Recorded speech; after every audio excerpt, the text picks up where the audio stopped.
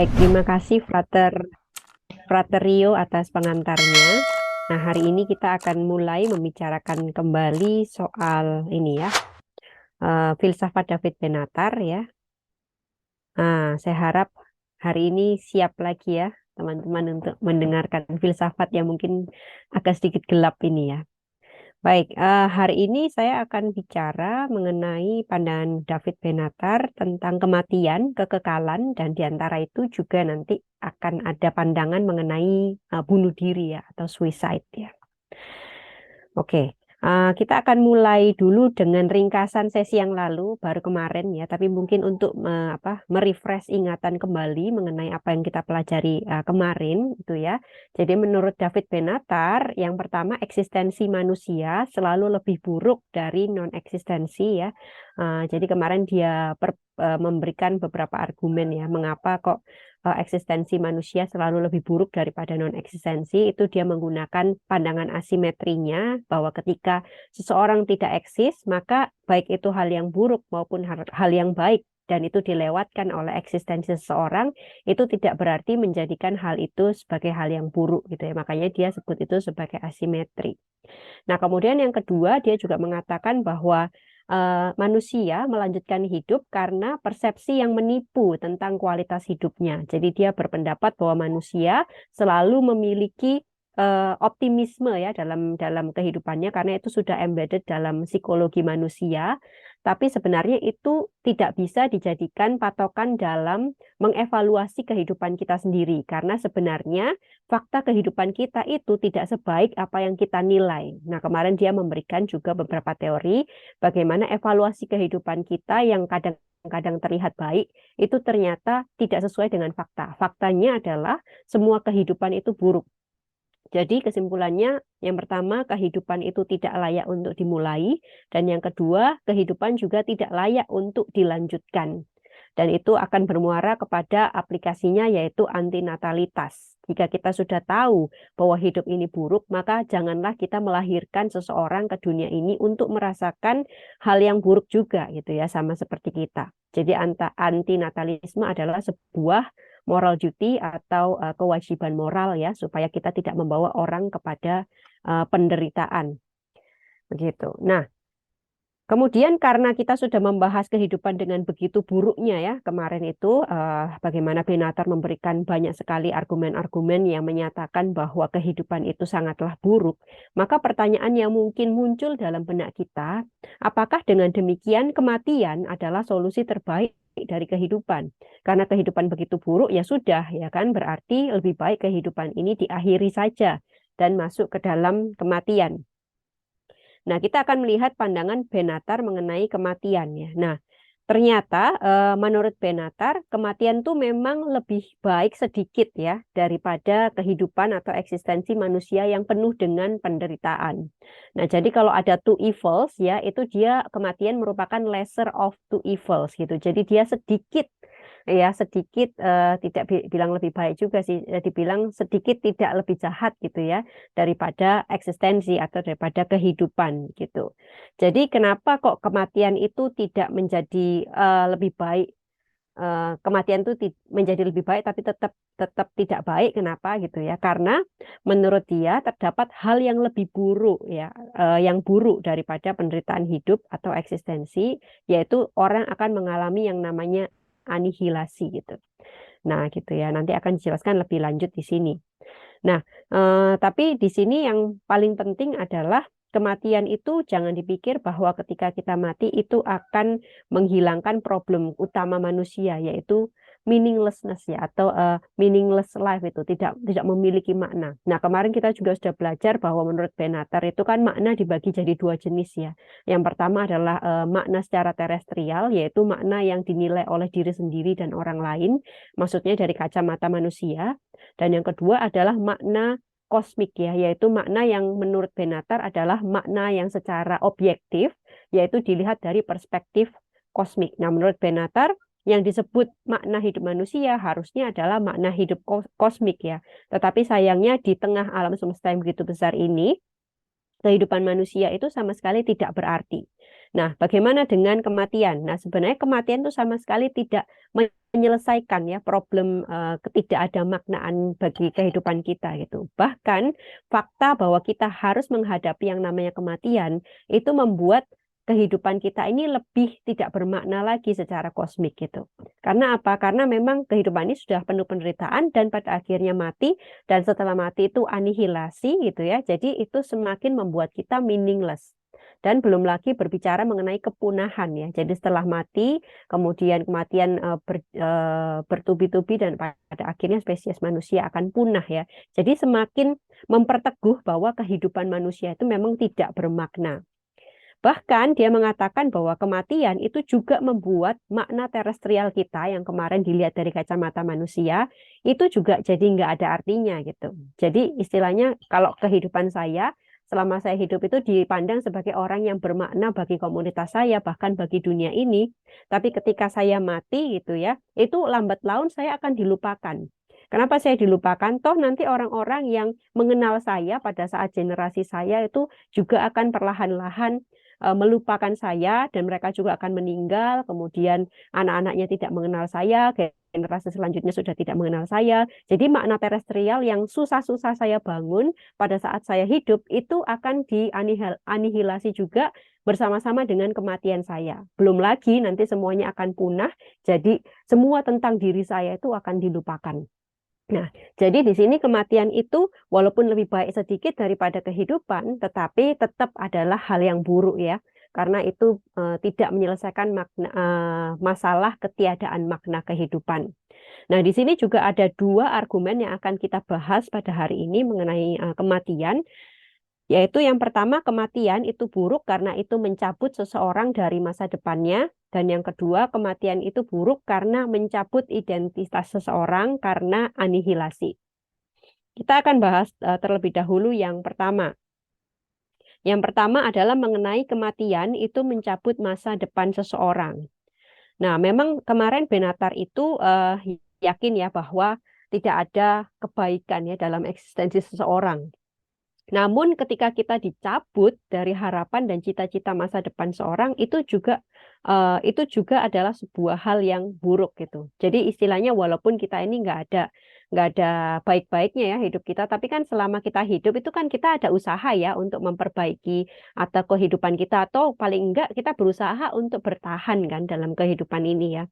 Tetapi yang namanya kematian itu mencabut segala harapan dan cita-cita kita gitu. Nah, ini profesi saya, sebut saja seorang dosen gitu. Saya memiliki cita-cita pengen jadi gelar profesor gitu. Wah, tinggal satu langkah lagi saya udah jadi profesor gitu. Tiba-tiba saya meninggal ya. Nah, jadi itu kayak kematian tuh mencabut kita dari segala cita-cita, harapan, dan masa depan gitu. Walaupun sebenarnya itu semua nggak ada artinya, tapi seenggaknya usaha kita tuh jadinya sia-sia. Itu membuat itu menjadi buruk ya.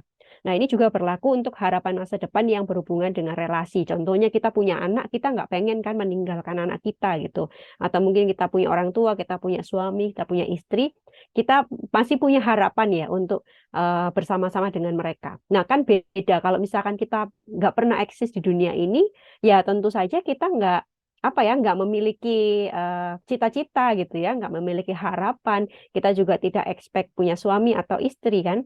Nah, tapi kalau kita udah terjun masuk dalam kehidupan ini, ketika kita dicabut itu ada sesuatu yang buruk juga gitu ya.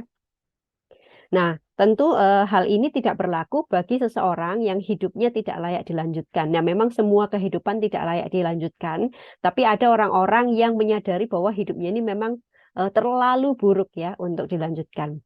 Nah, bagi Benatar, kematian justru lebih baik daripada hidup yang disadari tidak layak dilanjutkan.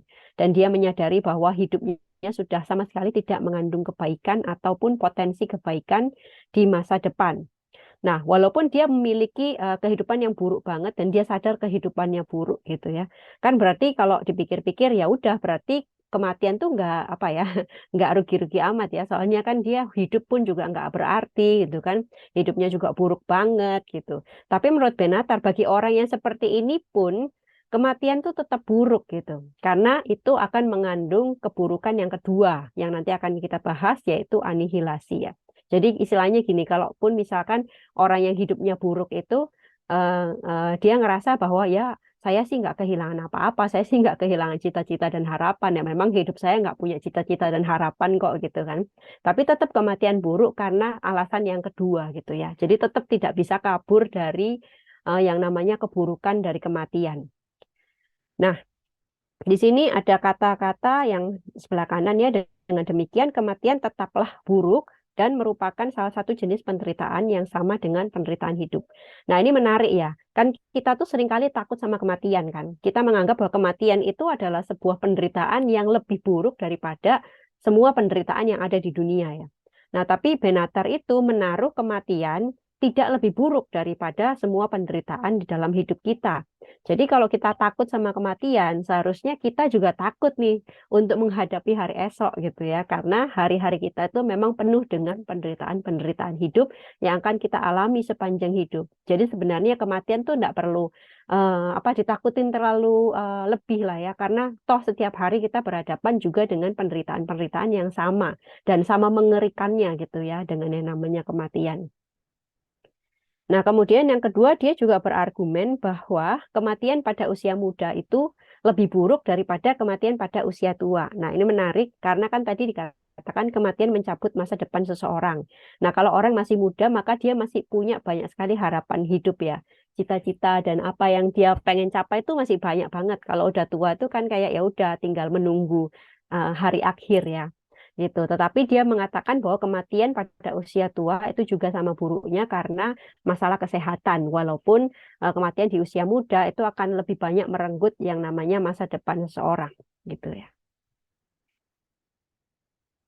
Nah, kemudian kita akan menuju ke premis keduanya ya. Kenapa kok kematian itu buruk? Yang tadi adalah karena dia merenggut masa depan seseorang.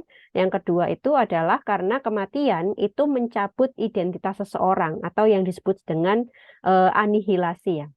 Nah, kematian itu akan dialami semua orang, baik itu dia ngerasa hidupnya baik-baik saja, walaupun itu penipuan ya, ataupun yang hidupnya memang buruk. Tetapi dua-duanya ini, tadi seperti yang saya sampaikan yang pertama, tidak akan dapat menghindari nasib anihilasi. Anihilasi itu apa sih? Jadi ketika seseorang meninggal, ya udah dia tuh hilang ya. Tentu saja Benatar ini sebagai seorang yang tidak percaya dengan Tuhan ya, dia ataupun afterlife gitu kan. Jadi ya dia nggak percaya ada suatu alam lain gitu setelah kematian ya. Ketika seorang meninggal ya sudah selesai gitu. Jadi yang terjadi pada saat kematian adalah perenggutan identitas atau identitas kita tuh hilang sama sekali ya. Kesadaran kita juga hilang. Terus interest yang kemarin sudah saya jelaskan kan sepanjang hidup kita terus growing interest terhadap kehidupan kan, ketertarikan ya. Nah, tiba-tiba ketika kita mati semuanya itu hilang begitu saja. Terus bukan hanya itu, tapi keseluruhan diri manusia. Jadi benar-benar tidak ada satupun, setitik pun yang tersisa dari diri kita gitu. Termasuk di sini adalah makna terestrial yang sudah dibangun. Jadi seperti tadi, ketika dia susah-susah, udah menikah, udah punya anak, udah punya cucu bahkan gitu kan. Ketika dia mati, ya udah benar-benar itu hilang semuanya. Percumalah dia bangun relasi sebaik mungkin apa gitu ya. Jadi menurut dia anihilasi itu adalah mimpi buruk ya. Makanya kematian ini disebut sebagai sesuatu yang buruk karena anihilasi ini. Nah, kematian bagi Benatar seperti yang tadi dijelaskan di awal adalah meneguhkan ketidakmaknaan dari eksistensi manusia. Jadi selain tidak bermakna secara kosmik sudah jelas, tapi kita juga tidak bermakna secara terestrial, di mana kita juga akan dilupakan oleh semua orang yang mengenal kita, bahkan jika hidup kita ini sangat-sangat berarti ya, tapi toh orang-orang yang mengingat kita itu nanti juga akan meninggal, dan pada akhirnya semua manusia juga akan punah. Jadi memang hidup manusia itu bukan hanya perjalanan hidupnya yang buruk, tetapi juga akhir hidupnya itu juga buruk, yaitu anihilasi. Nah, di sini mungkin menariknya, apa sih perbedaan kematian dengan non-eksistensi? Bukankah ketika kita mati tadi ya, itu kan akan menuju pada anihilasi gitu kan. Nah, apa perbedaannya dengan non-eksistensi yang dijelaskan lebih baik dari semua itu, yaitu yang awal sebelum kita lahir gitu kan. Bukannya kematian itu juga sama gitu kan. Nah, ini berbeda ya menurut Benatar karena non-eksistensi dia memberikan label kan good ya atau baik. Sedangkan kematian dia masih kasih label bad ya. Jadi kalau orang yang nggak pernah eksis sama sekali, pasti tidak pernah merasakan ketertarikan terhadap hidup ya. Meskipun dia juga tidak mengalami yang namanya penderitaan ya. Sebaliknya, kalau orang sudah eksis, dia sudah membangun ketertarikan, membangun makna terestrial, meski di tengah-tengah penderitaan, jadi susah banget gitu ya, susah-susah. Tetapi ketika seseorang meninggal atau mati, maka apa ya, semuanya itu akan hilang gitu. Nah, kehilangan dari semuanya itu, kehilangan identitas dan lain-lain, itu merupakan sebuah keburukan ya bagi orang-orang yang pernah eksis. Jadi di sini dia membedakan antara non-eksistensi setelah kematian atau anihilasi dengan non-eksistensi sebelum kita lahir. Nah, ini ada kutipan yang saya kutip dari bukunya. Jadi seperti yang tadi saya jelaskan ya, kalau misalkan kita tidak pernah come into existence, tidak pernah eksis, maka tidak ada ketertarikan terhadap hidup ya yang telah direnggut daripada kita. Tapi kalau misalkan kita sudah eksis di dunia ini, seenggaknya ada satu ketertarikan yang diambil atau direnggut oleh kematian. Nah, itu sebabnya berbeda sekali kalau kita membicarakan non-eksistensi dengan keadaan pasca kematian atau anihilasi. Ya. Oke, nah kemudian itu adalah pandangan Benatar mengenai kematian ya. Tetapi di sini ternyata ada secercah harapan ya dari Benatar. Akhirnya dia memberikan satu pandangan yang menurut saya sedikit positif ya. Nah, dia mempertanyakan, jadi gimana nih sikap kita di hadapan kematian nih? Nah, menurut Benatar, kita harus realistis ya dan juga reasonable di hadapan kematian ini. Karena kita tahu nanti kita akan mati ya, jadi kita ini nggak mungkin bisa lepas dari yang namanya bayang-bayang kematian gitu. Jadi kita tuh harus benar-benar sadar bahwa suatu hari kita akan menghadapi yang namanya kematian dan itu adalah hal yang buruk. Tetapi Benatar mengatakan ya udah, walaupun kita itu tahu ya bayangan kematian, ya kita tetap lanjutin hidup dengan cara kita meningkatkan kualitas yang baik menurut kita. Kemudian kita juga mengembangkan meaning makna secara terestrial gitu ya. Nah, jadi ini menarik juga ya, ternyata orang spesimis Benatar yang negatif ya, ternyata dia bisa menghadapi kematian dengan sangat realistis dan ada positifnya juga ya. Jadi dia nggak eskapis gitu, tidak lari dari kematian, melainkan dia kasih tahu nih faktanya seperti ini dan apa yang harus kita ambil adalah sikap rasional dan sikap yang realistis gitu. Nah, jadi kesimpulan dari pandangan Benatar mengenai kematian yaitu adalah pertama non-eksistensi lebih baik daripada eksistensi dan yang kedua kematian lebih baik sedikit ya. Walaupun dibilang baik tetap buruk ya, tapi seenggaknya derajatnya tuh lebih tinggi dikit daripada eksistensi ya. Karena kalau dalam kehidupan itu atau dalam eksistensi penderitaannya tuh bertubi-tubi. Sedangkan kematian tuh menderitanya dia kan tergolong penderitaan hidup juga kan. Yaitu cuman tergolong satu kali doang gitu ya. Nah, tapi walaupun demikian dia mengatakan bahwa baik kematian maupun eksistensi itu tetap sama-sama buruk. Nah, kemudian pertanyaan selanjutnya adalah kalau memang kehidupan tidak layak untuk dilanjutkan, apakah bunuh diri itu diperbolehkan? Nah, tadi kan kita sempat membahas bahwa semua hidup sebenarnya tidak layak untuk dilanjutkan ya. Tapi ada orang yang istilahnya dalam kehidupannya masih bertahan gitu ya, masih bertahan. Tapi ada tuh orang yang hidupnya tuh benar-benar buruk sekali gitu. Dia udah berusaha tapi jatuh-jatuh lagi. Pokoknya sial terus, tragis terus dan dia benar-benar ngerepotin orang lain ya kalau dia ada di dunia ini. Nah, kehidupan yang seperti itu ya. Apakah bunuh diri itu akhirnya diperbolehkan khusus untuk kasus-kasus yang seperti ini gitu. Nah, ini kita akan masuk ke dalam pandangannya mengenai bunuh diri. Nah, menurut Benatar, bunuh diri kadang-kadang bisa digolongkan sebagai sikap yang rasional dalam menghadapi kehidupan yang tidak layak dilanjutkan. Nah, jadi ini terkhusus pada orang-orang yang memang kehidupannya itu buruk sekali ya, yang sampai dia berusaha pun, makna terestrial pun dia nggak dapat gitu.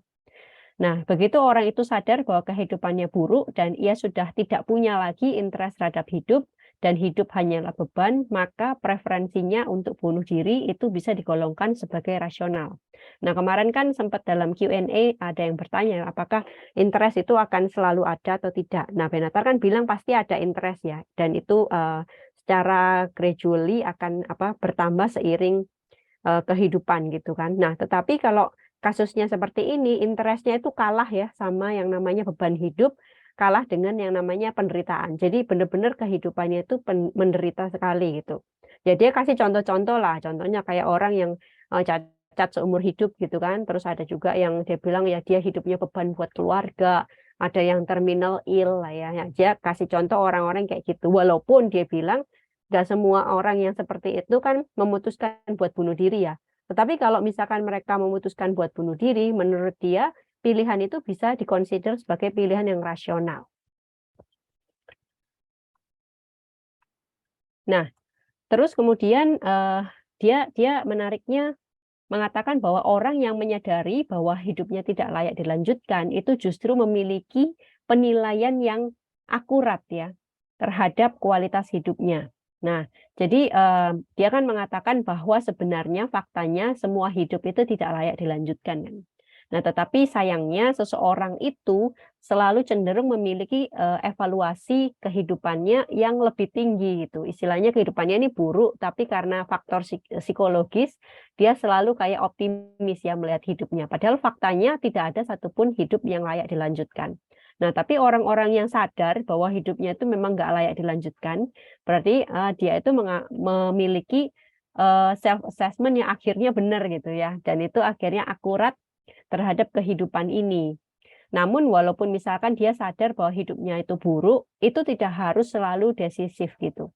Artinya kalau misalkan seseorang itu sadar ya, wah ternyata kehidupanku tuh buruk ya, wah ternyata kehidupanku itu tidak layak dilanjutkan ya.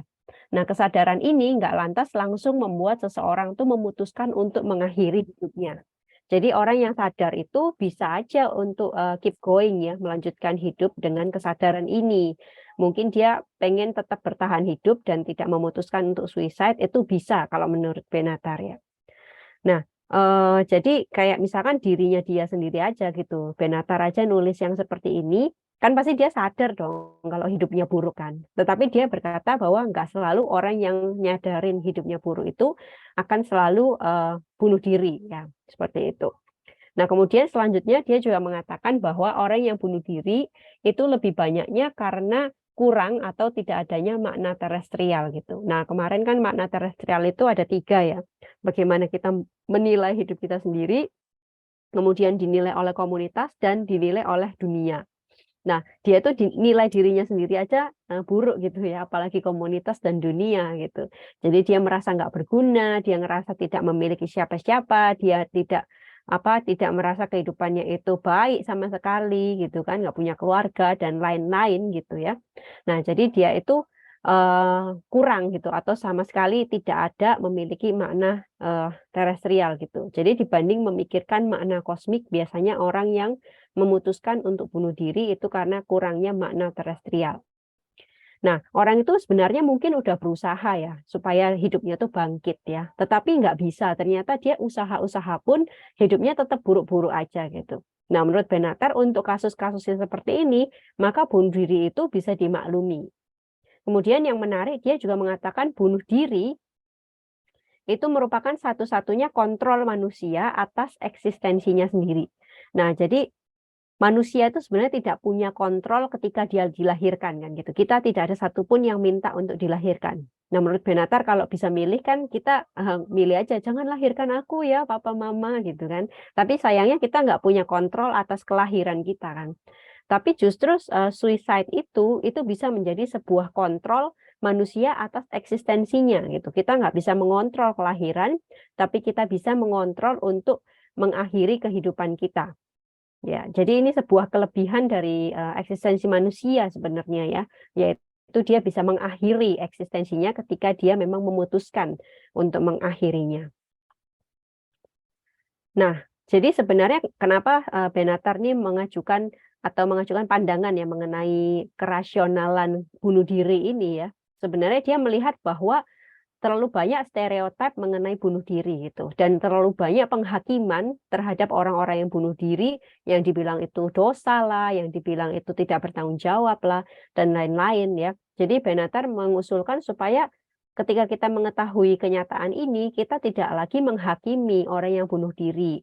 Dan kita bisa mengkategorisasikan bunuh diri tidak harus selalu morally wrong gitu. Nah, paling enggak ya itu rasional istilahnya gitu ya. Nah, menurut Benatar, stereotip bahwa bunuh diri itu buruk atau morally wrong itu terjadi karena mayoritas orang memiliki pandangan yang overestimate terhadap kehidupan. Seperti yang kemarin ya, kayaknya kehidupan itu dianggapnya selalu baik, walaupun kehidupannya sebenarnya penuh dengan penderitaan. Nah, jadi kalau misalkan memandang hidup ini selalu positif, dianggap hidup ini adalah anugerah, hidup ini melulu kebaikan, maka kalau ada orang yang merenggut nyawanya sendiri, maka orang tersebut dianggap tidak apa ya, tidak menghargai ya hidup yang sudah diberikan gitu. Nah, jadi menurut Benatar semuanya itu sebenarnya masalah-masalah mindset aja gitu, masalah stereotip, masalah psikologis manusia sebenarnya. Tapi kalau misalkan kita mengetahui faktanya bahwa kehidupan itu ada banget gitu, kehidupan yang memang nggak bisa diapa-apain, yang memang secara rasional bisa dikatakan ya emang lebih bagus gitu untuk bunuh diri gitu ya.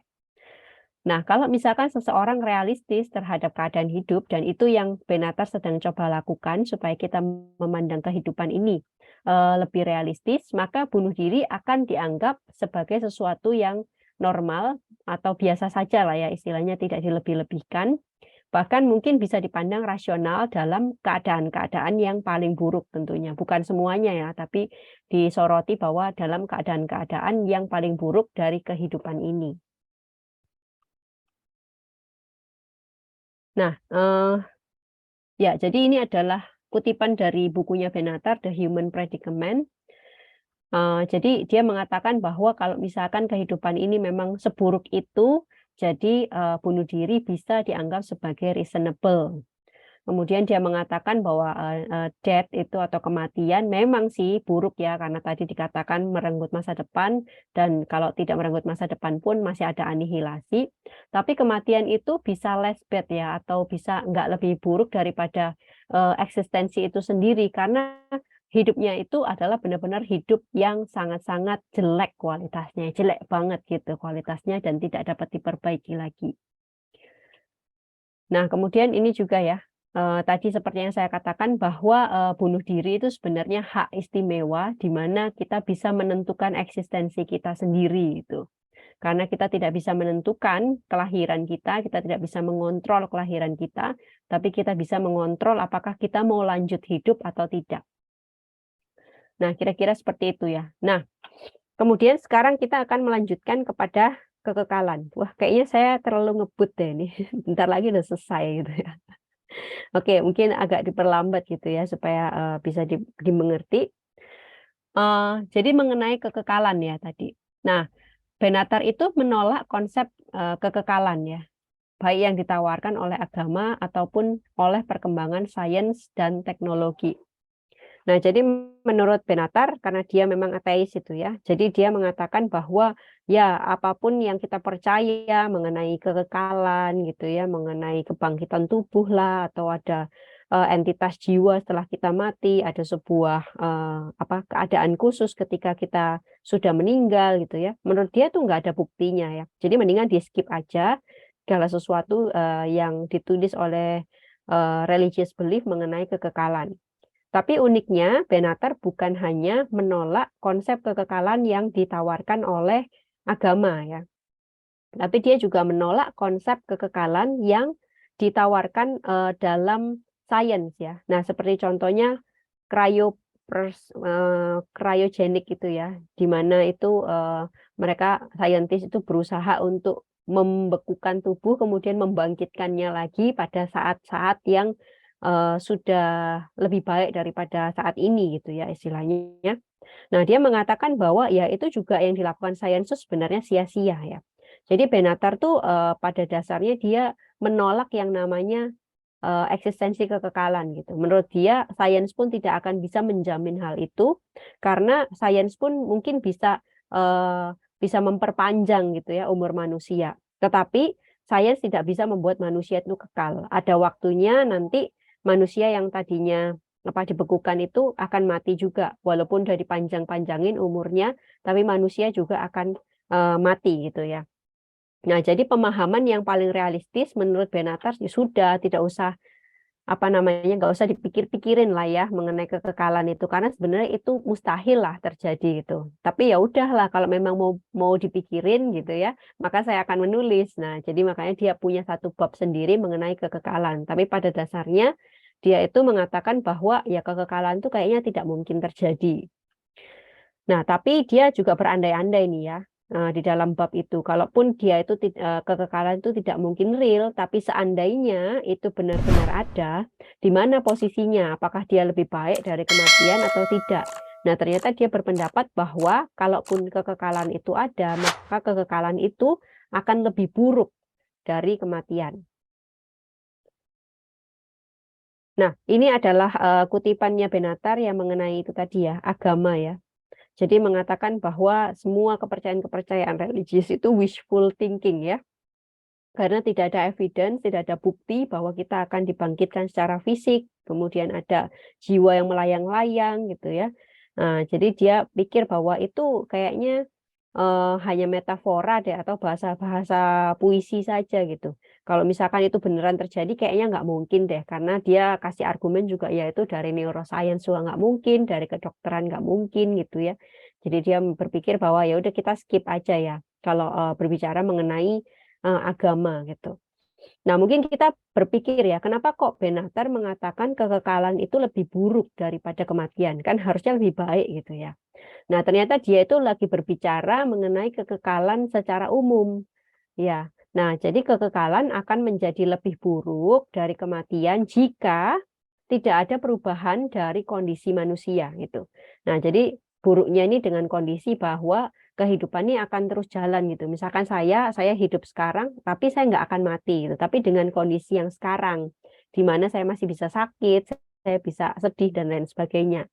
Nah, makanya dia mengatakan ada 3 alasan mengapa kekekalan itu disebut buruk kalau tidak ada kondisi-kondisi yang menyertainya.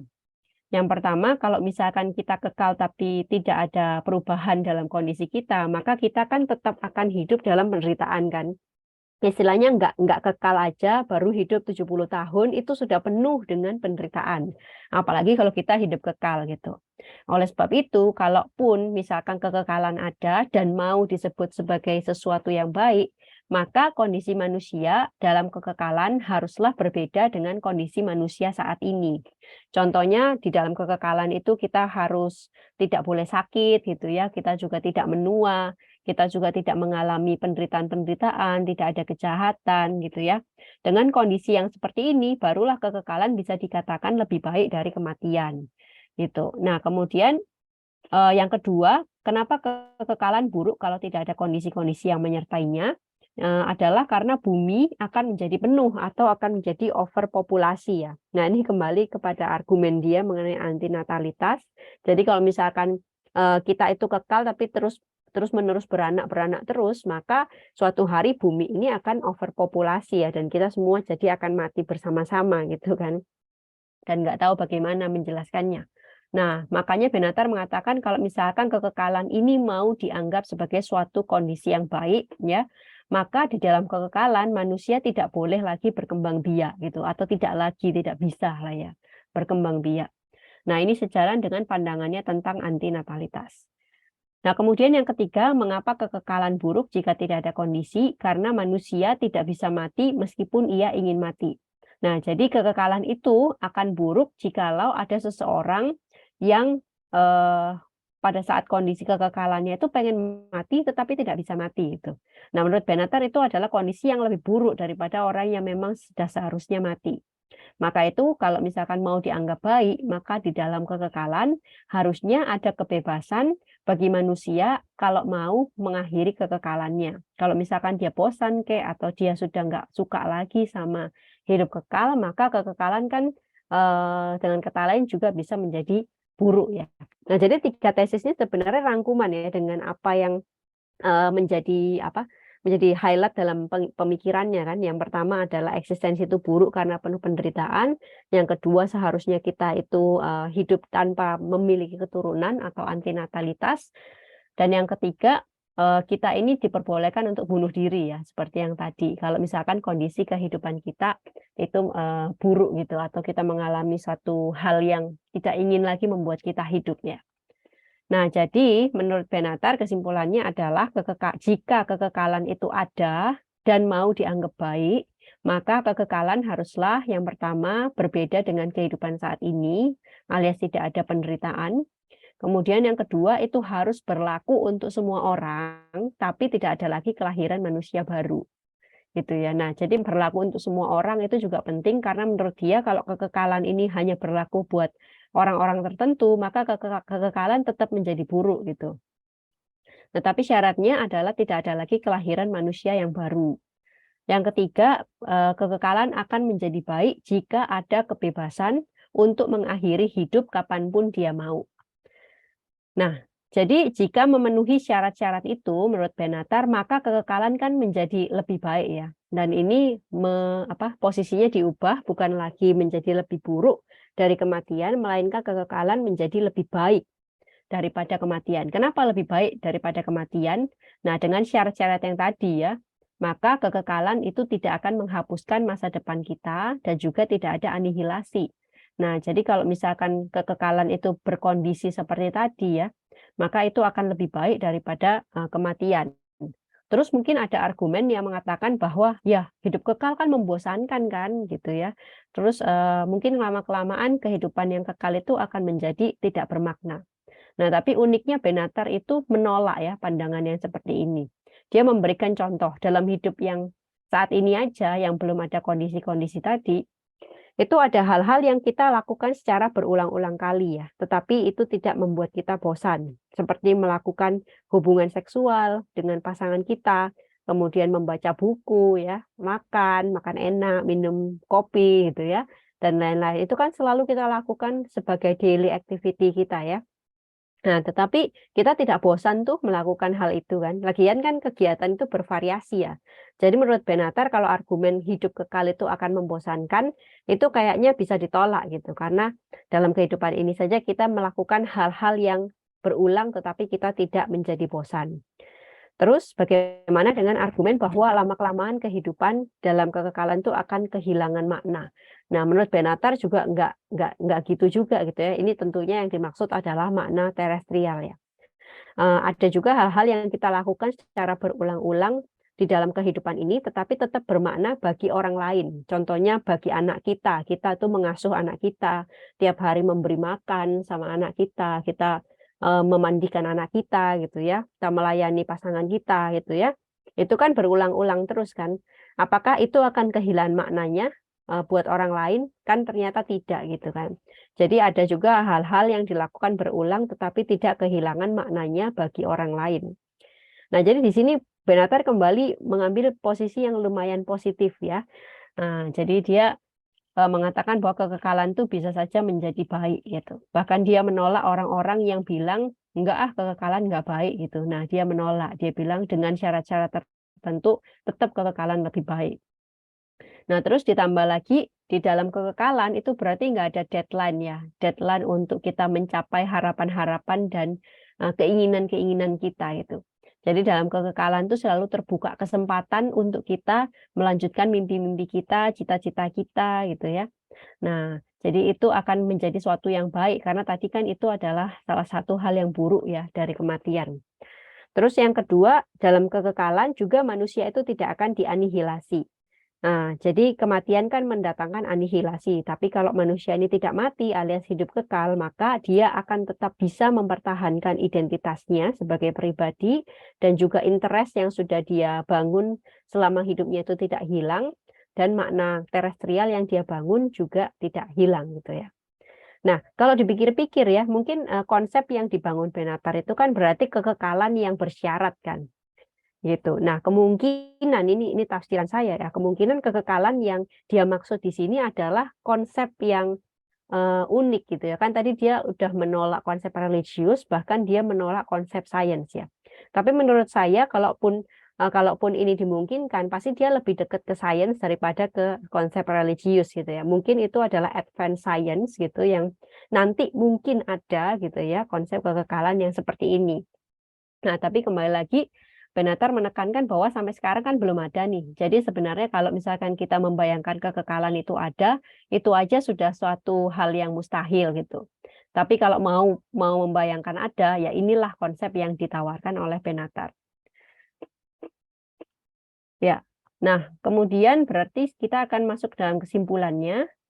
Jadi kesimpulannya di sini dari pertemuan kita kemarin sampai hari ini ya, kesimpulannya yang pertama non-eksistensi yang sebelum kelahiran itu lebih baik daripada eksistensi.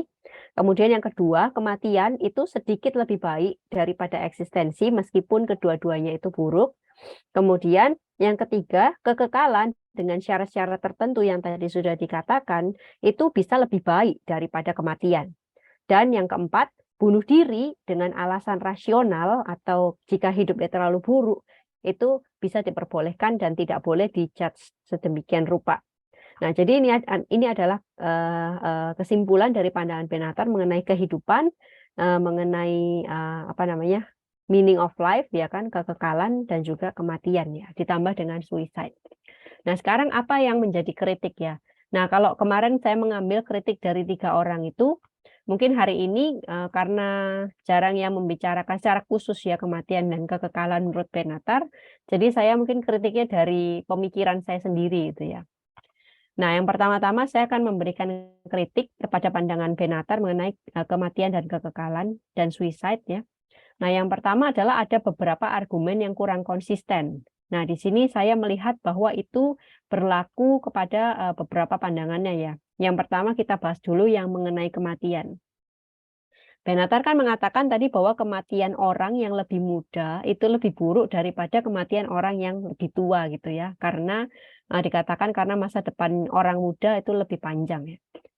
Nah, tetapi bukankah kalau mengacu pada konsep anihilasi ya, kematian orang yang tua itu harusnya lebih buruk ya, karena lebih banyak mengandung yang namanya ketertarikan terhadap hidup dan juga pasti lebih banyak mengandung makna terestrial. Kan semakin kita tua kan semakin tertarik dong harusnya dengan hidup dan juga kita juga semakin bermakna secara terestrial, artinya kita bisa mempengaruhi lebih banyak orang daripada kalau kita muda. Nah, kalau kita mati tua itu kan juga harusnya buruk ya, seperti itu. Nah, jadi mungkin alasannya kematian lebih muda ini juga kurang konsisten, di mana sebenarnya kehidupan yang muda ini juga belum tentu kehidupan yang lebih baik ya, walaupun istilahnya dia punya masa depan yang lebih panjang gitu. Jadi menurut saya argumennya ini kurang konsisten. Nah, kemudian yang kedua adalah mengenai non-eksistensi prakehidupan dan non-eksistensi pasca kematian. Nah, kalau Benatar itu kan membedakan ya antara non-eksistensi prakehidupan dengan anihilasi pasca kematian kan. Ya, dia membedakan itu berdasarkan fakta penderitaan hidup dan juga ketertarikan terhadap hidup. Nah, sebenarnya kalau kita berpikir dengan lebih rasional, bukankah sebenarnya dua-dua keadaan ini sama-sama ada dalam kondisi yang tidak berkeadaan gitu ya. Jadi non eksis tuh sama-sama ya dua-duanya. Toh mati tuh juga tidak ada di dunia lain kan hilang gitu aja ya. Gitu. Jadi sebenarnya kalau membedakan antara dua ini apa sih perbedaan yang mencolok gitu ya. Kalau misalkan dalam kedua ketiadaan itu dibandingkan ya dari makna terestrial kepada orang-orang yang ditinggalkan, bukankah non-eksistensi pasca kematian justru lebih bermakna secara terestrial gitu ya? Nah, jadi sebenarnya kenapa kok non-eksistensi pasca kematian itu dibedakan dengan non-eksistensi prakehidupan gitu? Karena dua-duanya sebenarnya kan nggak ada rasa apa-apa, istilahnya udah hilang gitu aja kan. Jadi dia itu membedakan itu dari sudut pandang mana ya sebenarnya gitu. Nah, kemudian yang kedua itu adalah kritik mengenai pandangan Benatar tentang suicide ya. Nah, yang pertama itu mengenai penilaian akurat seseorang tentang buruknya hidup dan itu tidak selalu decisif untuk bunuh diri. Ini pandangannya Benatar kan. Nah, saya mau kritik yang pertama, penilaian orang terhadap hidup ya. Kemarin tuh dia kan kritik tuh, kalau kamu evaluasi diri kamu sendiri, hidup kamu sendiri, itu pasti bias deh, itu pasti nggak objektif, tuh pasti salah deh gitu kan. Tapi kalau dia mengatakan penilaian orang tentang buruknya hidup, itu langsung dibilang itu tidak bias, itu akurat. Nah, itu jadi standarnya standar ganda gitu ya. Istilahnya kalau kita bilang hidup ini baik, itu kan berarti self assessment saya terhadap hidup ya. Oh, hidup saya baik. Benatar bilang enggak, kamu tertipu sama dirimu sendiri. Tapi giliran ada orang yang bilang, aduh hidup aku kayaknya buruk deh. Baru dia bilang bahwa, nah itu baru adalah tafsiran yang akurat terhadap hidup. Nah, ini sebuah standar ganda ya. Nah, jadi dia hanya memilih apa yang sesuai dengan argumennya, yaitu bahwa hidup itu buruk gitu. Jadi kan bukankah ini justru juga adalah bias ya dari orang tersebut gitu. Nah, kalaupun benar penilaian itu akurat ya, bahwa kehidupan itu buruk ya, bahwa wah kayaknya hidup saya nggak layak dilanjutkan, kayaknya saya lebih mending mati. Tapi kan Benatar bilang kalau sudah sampai ke dalam penilaian ini, itu tidak selalu decisif kan dia bilang. Nah, jadi kalau misalkan kita sadar hidup kita buruk, ya kita nggak harus selalu bunuh diri, bisa aja kita bertahan gitu kan. Nah, ini saya bingung ya, kenapa kok tidak selalu decisif ya? Mengapa kok masih ada orang yang mau melanjutkan hidup ketika dia sudah tahu bahwa hidupnya tuh nggak layak dilanjutkan gitu. Jadi maksudnya apa yang membuat dia tidak bunuh diri ketika dia tahu fakta bahwa hidupnya ini buruk banget gitu ya. Nah, kalau memang kenyataannya dia mau melanjutkan hidupnya, terus dia mikir ya udah deh saya bertahan aja deh walaupun kehidupan saya buruk. Nah, berarti kehidupannya itu tidak buruk-buruk amat dong. Kalau memang kehidupan tuh pure buruk yang Benatar bilang itu kondisi yang membuat bunuh diri menjadi rasional, ya kan? Nah, berarti kalau dia memilih untuk bertahan, berarti hidupnya tuh nggak buruk-buruk amat sebenarnya. Masih ada alasan untuk bertahan hidup. Nah, kalau misalkan hidupnya nggak buruk-buruk amat sehingga dia akhirnya memilih untuk bertahan hidup, berarti kan kembali kepada penilaian akurat seseorang tadi ya, itu nggak akurat-akurat banget gitu kan, ketika seseorang menilai bahwa hidupnya ini sudah tidak layak dilanjutkan. Jadi itu menurut saya baik penilaian orang hidupnya terlalu baik ataupun terlalu buruk, itu pasti ada subjektifnya ya. Itu pasti tidak bisa dibilang akurat atau tidak akurat gitu ya. Jadi itu semua tergantung dengan orang itu masing-masing. Nah, kemudian dia mengatakan bahwa bunuh diri itu bisa rasional ya dalam kondisi-kondisi tertentu gitu. Nah, pertanyaan saya adalah berapa banyak sih orang yang bunuh diri setelah dia merenungi panjang-panjang, panjang lebar tentang kualitas hidup secara keseluruhan gitu. Ada sih yang kayak gitu ya, tapi biasanya kalau seseorang yang bunuh diri itu dipengaruhi oleh situasi hidup tertentu ya dan langsung memutuskan untuk bunuh diri. Biasanya kalau orang renung-renung panjang tentang hidupnya yang buruk ini ya panjang lebar gitu ya, justru seperti efek yang diceritakan oleh Benatar dia nggak jadi bunuh diri gitu. Biasanya kalau orang mikir begitu panjang malah nggak jadi gitu ya bunuh diri karena dia menemukan sesuatu yang oh ternyata ada juga alasan saya buat hidup ya karena tadi seperti yang Hanatar bilang orang tendensinya itu optimis. Nah, jadi orang yang bunuh diri itu biasanya justru dipengaruhi oleh situasi hidup yang partikular ya. Nah, baru dia memutuskan untuk bunuh diri. Nah, Benatar mengatakan bunuh diri itu bisa dikatakan rasional ya kalau dalam keadaan-keadaan tertentu. Nah, bagaimana dia berhadapan dengan fakta ini bahwa suasana hati dan keadaan hidup yang partikular bisa lebih mempengaruhi. Contohnya orang yang ditinggal pacar gitu ya. Nah, itu bisa tiba-tiba bunuh diri. Padahal dia tuh nggak sempat merenungin kehidupannya dengan lebih panjang kan. Sebenarnya hidup bukan hanya mengenai diputus pacar tuh. Tapi kenapa dia bunuh diri hanya dalam situasi yang partikular gitu. Nah, jadi mungkin Benatar tuh lebih harus banyak melihat apa ya secara kuantitatif gitu, jangan ngasal ngomong, tapi memang harus dilihat per kasusnya gitu kan, apakah orang yang suicide itu mikir-mikir dulu atau tidak ya. Kan rasional tuh artinya mikir ada pemikiran gitu kan, kalau tidak ada pemikiran langsung lompat gitu kan, itu berarti nggak rasional seburuk apapun hidupnya ya. Nah, kemudian yang terakhir dia mengatakan kan orang banyak bunuh diri itu karena kekurangan makna terestrial, bukan kekurangan makna kosmik. Nah, berarti ini berlawanan lagi dengan pandangannya bahwa makna kosmiklah yang lebih harus diperhatikan dalam hidup manusia kan. Berarti kan di sini harusnya makna terestrial lah yang lebih penting daripada makna kosmik dalam kehidupan seseorang. Nah, jadi sebenarnya ini jadi tidak apa ya, tidak konsisten dalam dirinya sendiri, di mana dia mengatakan bahwa makna kosmik kan seharusnya lebih mempengaruhi kehidupan seseorang seperti itu ya. Nah, kemudian di sini apresiasi saya, ini baru kematian dan suicide dulu ya. Yang pertama adalah mencegah sikap eskapis terhadap kematian dan mengajarkan sikap realistis, berani menghadapi kematian ya, menganggap kematian itu biasa aja sebenarnya. Penderitaan kita juga istilahnya itu sama ya levelnya dengan penderitaan kita sehari-hari.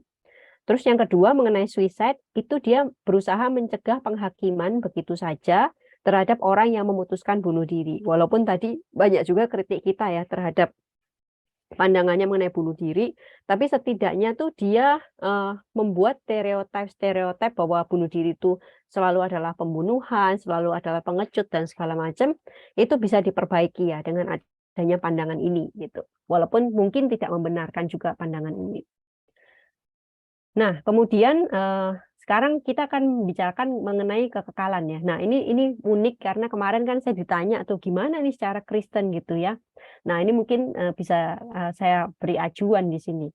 Nah, Benatar kan menerima ya konsep kekekalan dan sebenarnya kalau kita lihat semua syarat-syaratnya itu konsepnya tuh cocok dengan konsep religius.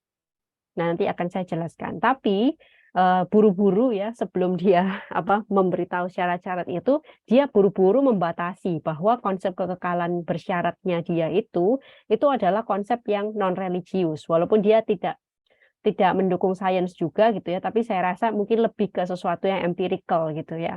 Nah, tapi dia kayak buru-buru di-cut dulu ya bahwa saya nggak mau deh yang religius-religius gitu kan. Dengan alasan tidak ada bukti, tidak ada evidence untuk konsep yang religius mengenai kekekalan tadi itu. Nah, tapi sebenarnya kalau kita pikir dengan kerangka pikir kerangka pikir kekekalan secara agamawi gitu ya, sebenarnya masuk semua. Nah, ini saya melihatnya dari kerangka pikir Kristen ya. Tapi mungkin saya menyangka bahwa mungkin dengan kerangka pikir yang lain juga bisa masuk gitu ya. Tadi kan konsep kekekalannya Benatar tuh ada 3 syarat ya. Yang pertama, kekekalan akan baik jika manusia tidak ada penderitaan lagi. Nah, dalam konsep religius Kristen itu di dalam Wahyu pasal 21 dikatakan bahwa dalam konsep kekekalannya Kristen, bumi itu dipulihkan oleh Tuhan dan manusia tidak lagi sakit dan juga tidak menua.